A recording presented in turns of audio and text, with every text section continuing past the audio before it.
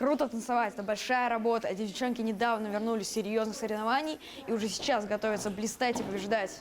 Это не концерт, это очередная репетиция в школе танцев Девити. Девочки регулярно участвуют в конкурсах городского, республиканского и даже мирового масштаба. С 2013 года этот танцевальный центр воспитывает таланты мира хореографии.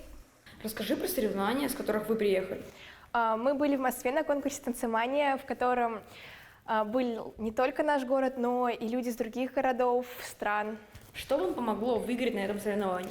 Ну, в первую очередь, это поддержка родителей, педагогов, много-много тренировок. Что это за такой фестиваль танцемания? Это очень интересный фестиваль, который дал много опыта. На нем было много профессиональных коллективов. Какой танец вы танцевали на этом фестивале? Мы выступали с современным танцем, также наша группа из нашего коллектива выступала с народным танцем. Ну, если честно, мне больше нравится, наверное, современный танец. Девочки танцуют как и народные, так и современные танцы. У этих направлений свои тонкости, и чтобы добиться совершенства, нужно как можно чаще отрабатывать движения. Костюмы сегодня для поддержки настроения. По большому счету, артисты всегда в образе. Какой у вас сюжет в вашем башкирском танце?